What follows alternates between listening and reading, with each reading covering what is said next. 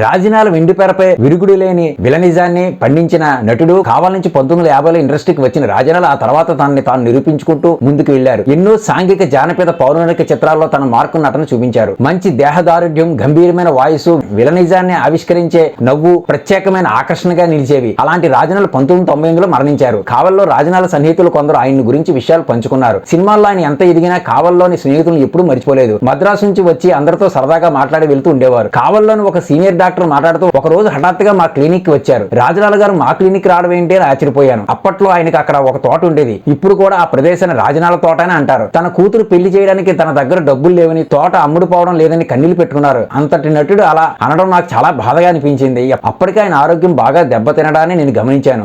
అప్పుడు నేను ఆయనకు 3 లక్షలు ఇచ్చాను. ఆ మరుసటి రోజున తోటకు సంబంధించిన కాగితాలు ఆయన నాకు ఇచ్చారు. కూతురు పెళ్లి చేసిన తర్వాత కూడా వాళ్ళని తీసుకుని ఆయన కావలి వచ్చారు. పుట్టి పెరిగి ఊరు పట్ల ఆయనకి గల ప్రేమకు ఇదే నిదర్శనం అని చెప్పారు.